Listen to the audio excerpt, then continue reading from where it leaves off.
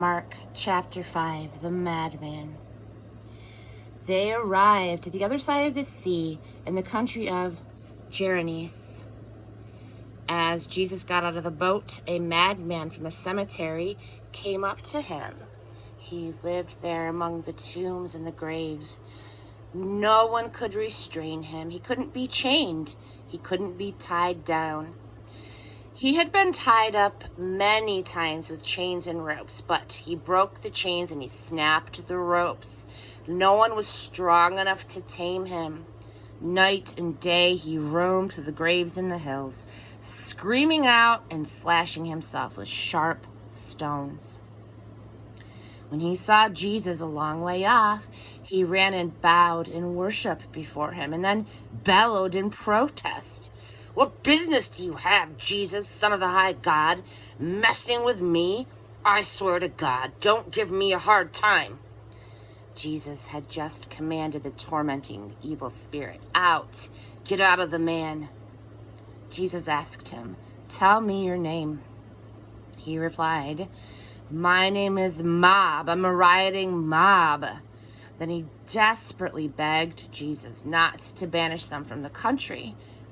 A large herd of pigs was browsing and rooting on a nearby hill. The demons begged him, "Send us to the pigs so that we can live in them." Jesus gave the order, but it was even worse for the pigs than for the man. Crazed, they stampeded over a cliff into the sea and drowned. Those tending the pigs were scared to death. They bolted and told their story in town and in country. Everyone wanted to see what had happened. They came up to Jesus and saw the madman sitting there, wearing decent clothes and making sense, no longer a walking madhouse of a man. Those who had seen it told the others what had happened to the demon-possessed man and the pigs. At first they were in awe, and then they were upset. They were upset over the drowned pigs. They demanded that Jesus leave and not come back. As Jesus was getting into the boat, the demon-delivered man begged to go along, but he wouldn't let him. Jesus said, "Go home to your own people. Tell them your story, what the master did, how he had mercy upon you." The man went back and began to preach in the 10 towns area about what Jesus had done for him. He was the talk of the town. A risk of faith. After Jesus crossed over by boat, a large crowd met him in the seaside. One of the meeting place leaders, named Jairus, came. When he saw Jesus, he fell to his knees beside himself as he begged, "My dear daughter is at death's door. Come and lay hands on her so that she will get well and live." Jesus went with him, the whole crowd tagging along, pushing and jostling him. A woman who had suffered a condition of hemorrhaging for 12 years. A long succession of physicians had treated her and treated her badly, taking all of her money and leaving her worse off than before.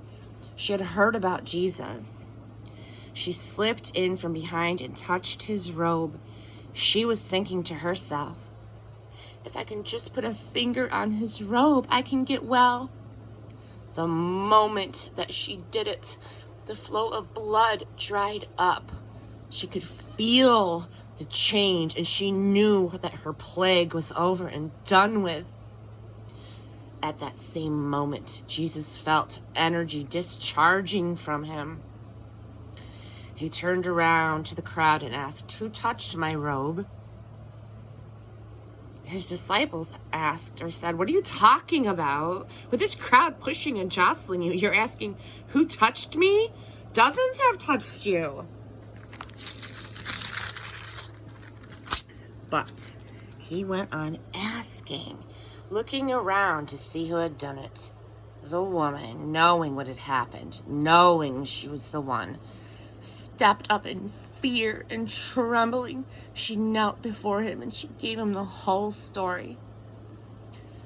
Jesus said to her, "Daughter, you took a risk of faith, and now you are healed and you are whole. Live well, live blessed, be healed of your plague." While he was still talking, some people came from the leader's house and told him, "Your daughter is dead. Why bother the teacher anymore?" Jesus overheard what they were talking about and said to the leader, "Don't listen to them. Just trust me." He permitted no one to go in with him except Peter, James, and John. They entered the leader's house and pushed their way through the gossips, looking for a story, and the neighbors bringing in casseroles. Jesus was abrupt. "Why all this busybody grief and gossip? This child isn't dead, she's sleeping." Provoked to sarcasm, they told him he didn't know what he was talking about. But when he had sent them all out, he took the child's father and mother along with his companions, and he entered the child's room. He clasped the girl's hand and said, "Talitha koum," which means, "Little girl, get up." At that, she was up and she was walking around. This girl was 12 years of age. They, of course, were all beside themselves with joy. He gave them strict orders that no one was to know what had taken place in that room. Then he said, "Give her something to eat."